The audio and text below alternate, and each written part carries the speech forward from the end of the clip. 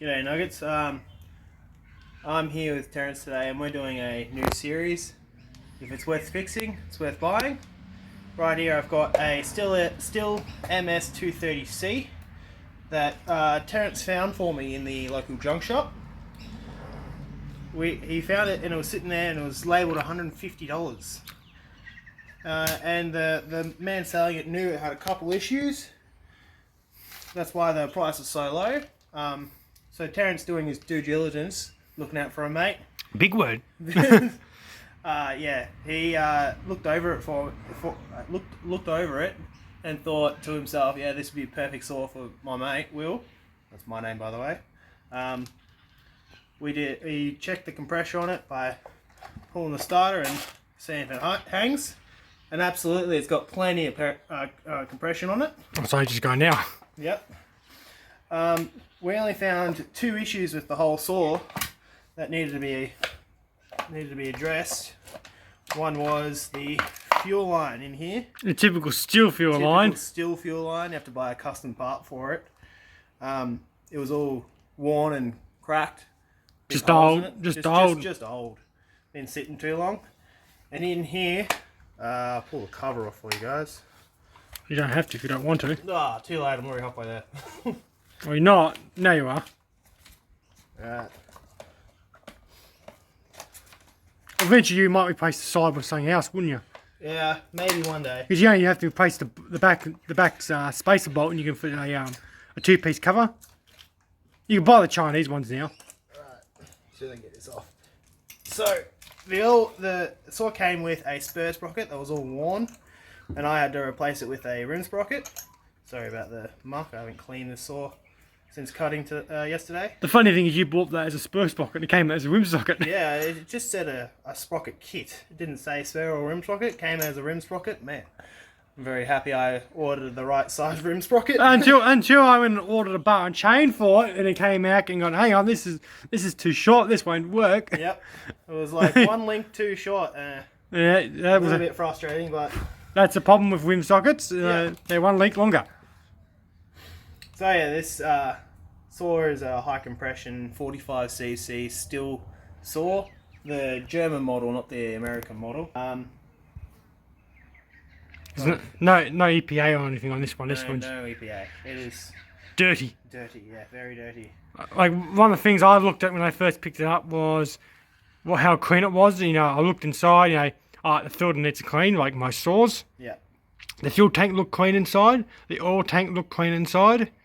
I noticed straight off the bat that it needed a new fuel line, but like any saw, I've done plenty of fuel lines in my time. The muffler looked like it had no goo coming out of it. It's usually a good sign. If they're running real rich, they do usually just leak, especially around its seal and around the back. But it looks pretty clean. The safety works on it. It doesn't leak fuel, it doesn't really leak oil either. So which is surprisingly good for a saw its age. Yep. What do you say this saw? I reckon 30 years old, 20, 30 years old? Pass me that part number and I'll be able to tell you. This one? Yeah. Can you read it? I can actually. No. I'll put you down. File number 1123 021 0800. This one doesn't. 66-6F. Is that what you wanted? No, that's part number. I'm looking for. Sometimes they got witness marks in them, as in it looks like a cock face, and you can actually turn them around. Yeah, that could be it.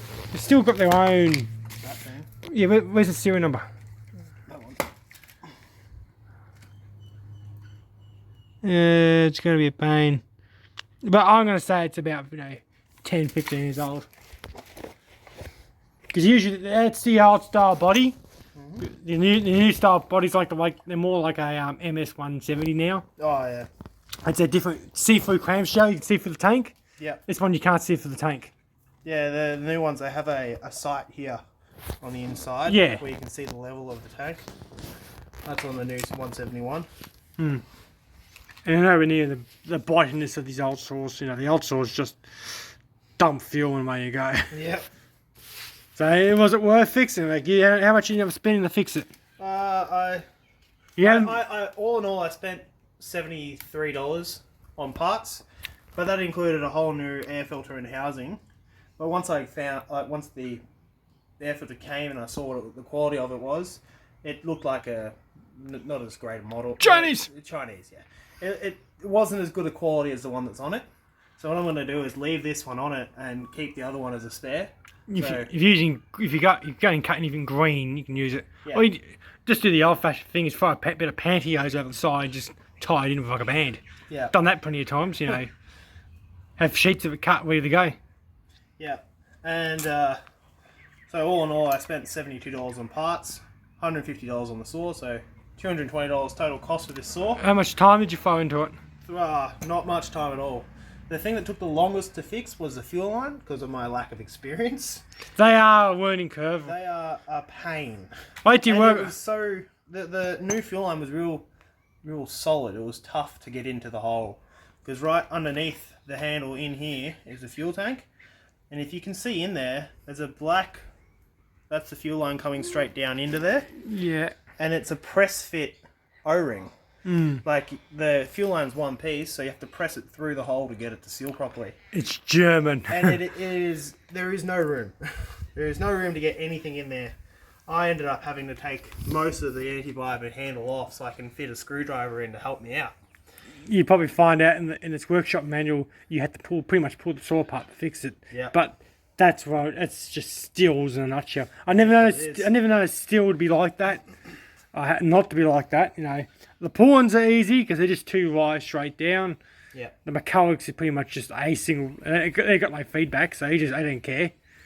And the Huskies, the same. Huskies got no no primer bulb on it because you got a primer bulb there, don't you? I do. And a decomp because it's high compression. Did you have to replace behind the decomp the primer bulb or not? No, I didn't. Oh, it was handy. Yep. Do you use it? The primer bulb? Yeah, when it's a cold start, I do use it. There it is. Comes in because of my very limited experience with chainsaws, I don't actually know how to take that bit off to see the internals of the primer bulb. You know the bit you just pulled off there? Yep. Yeah, if you're using it in winter, that's the part you pull off to keep your car warm. It blows hot air through. Well, you got a sun and an icicle. Yep. Marked on. Yep. Depending on each way you put that in, you put it in that way, it lets more air in for that notch there, off the motor, and it stops your fuel from icing up. If you're working in minus, 10 degrees, which some people do. You know, I don't know many places in Australia that gets to that temperature. No, usually. Oh wow! Especially where we live next to the sea. It never gets that cold. No, but you go drive for 2 hours and you'd be in the snow. Well, here you drive an hour and you'd be in the snow. I never had snow here once. Oh, once. It's been pretty cold. It's been the coldest winter I've known for the last 10 years. Does it go all the way down there? This upside down. That's all. I thought you would just take it out because it just pops in and out. Yeah, that's all it is. And you just take it out and done for the winter version of it. Well, no, you flip it upside down. Does it fit then? Yeah, see, you push it down. See how it's open now? Yeah, that's just sitting there. Yeah. Well, you got that thing on top of it to hold it in. I don't know. Anyway, just put it back the way you had it. It's better than set up in this Husqvarna. Husqvarna has bolts on the side. Or don't. All the Husqvarna does is just restricts the airflow going into your intake. And I like the later ones. The cover goes on nicely. The MS 170s and 180s are a pain. Yep. Oh, I've got a G366 at home, a Holsformer, and that air cover is horrible. It is a pain to get on and off because you have to lock it in a certain way with the screwdriver. And eventually they wear and they get wonky. Yep. And they rattle loose. And why do you think I never bought one? I know better than to deal with. I know stills are a pain in the butt, let alone fixing a bloody Chinese copy of one.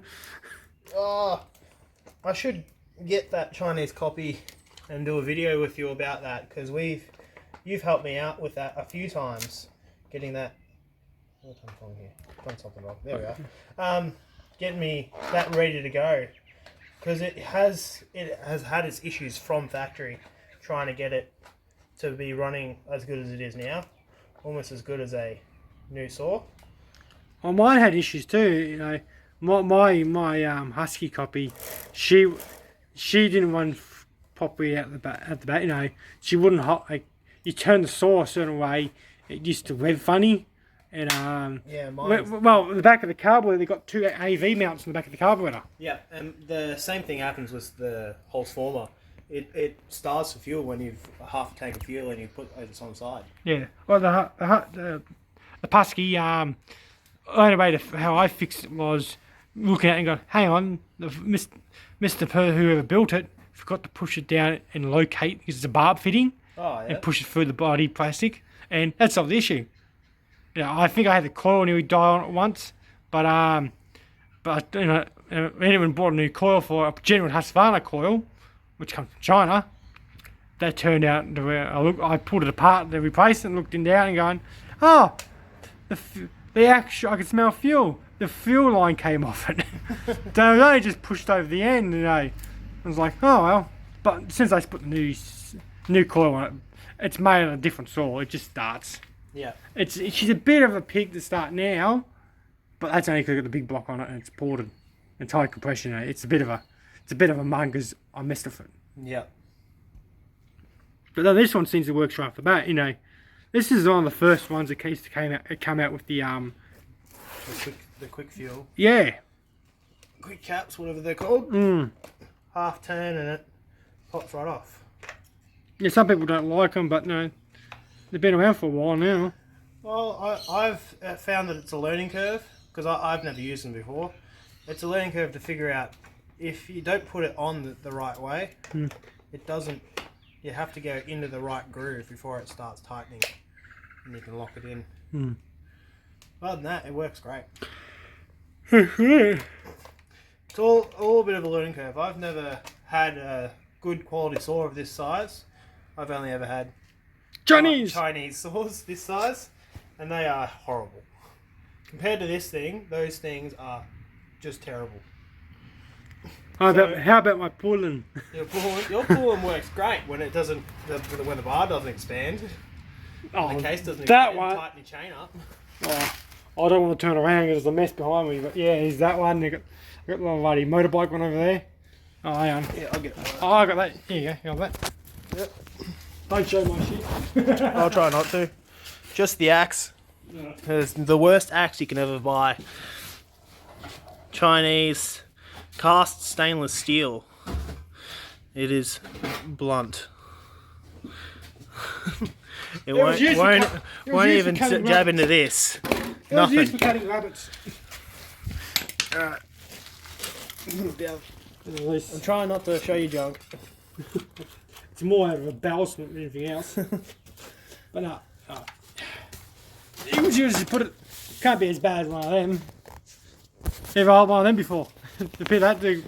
This thing is minute. It's still 38cc. I'm gonna feel loose. Lots of things feel loose. That's because lots of things are loose. Well, it's made in 81, so give it some slack. Let me just tighten that a little bit, just so it's not wobbling around everywhere. That doesn't seat. That was a little bent. Yeah, well, I got to pull the guts of it out, you know. It's surprisingly heavy for a little saw. Well, it's all magnesium. When they burn. Unfortunately, they had a broken handle on it. But their guts is for doing it now. I've got to replace it before it breaks it. But that's a common problem with them. But, you know, you compare it to other saws of the same size, you know. Hey! This one's 38, you said, roughly? Yeah. And this one's 45. Actually, hang on, let me pause this for a second. I'll go grab the other one, hang on. There you go, back again. We have to go get the 374. Would be its counterpart, wouldn't it? Same mirror. Same size. Same size, same mirror. 345. Mid 90s, early 2000s. It's already gone that Husqvarna brown. as they do. Well, stills tend to go yellow. Yeah. Yeah, you can tell by the side colour. All yellow. Full of oil this thing is. But yeah, we might go ahead and give this see what the difference is between one of them. Because these have both got sharp chains on them. Mine's very hungry though. Yeah, so, no excuse. No excuse. I'll sharpen it again, hopefully. Oh, I can't. You got a 16-inch 325 on that? Yeah, only a pro cut. Semi-chisel? Semi-chisel. Mine's a semi as well. Mine's a new chain though, so. Like they're both the counterparts, you know. The later version of this had the prime on the side. They both have decoms. The early ones of them didn't have a decomp. No, they did not.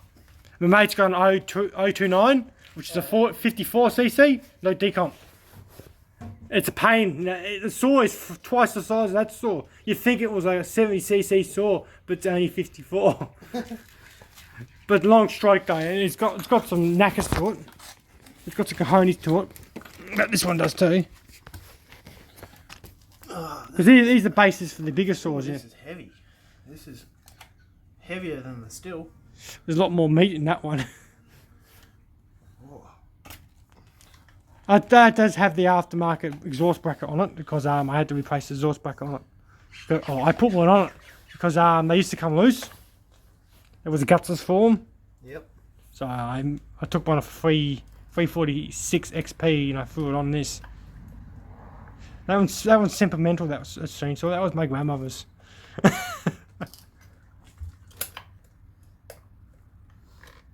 been a long time since I played with a saw. A real one. It was different, my beer, wasn't it? Yeah. Yeah, mine's empty now. No, pisshead. But now you can see the handle, however. They're similar but different, aren't they? Yeah, definitely. My dad used to have something around this size, and I don't know why, but he always used to hate using it. Was it the one that got nicked? Yeah. He put it out on the nature strip to get to put a for sale sign on it. He walked back inside to grab a piece of cardboard to write on it. Well, you left the chainsaw at the front. Yep. He walked back out to the nature strip, and the chainsaw was already gone. No, man, that was probably me at once. Oh, where'd you get this one from? No, I don't know. But yeah, he always hated it. It was a pain to. He always thought it was. Look like one of these? Try not to show the mess. You look like one of them? Yes. No. No? No, it looked like one of these. It was orange, was it? It was orange. I knew you had a red one. He used to have a red one. He had a red one like 15, 20 years ago, but the red one got stolen from the back shed. Someone came and robbed they stole the lawnmower, the chainsaw, the trailer, everything, all at once.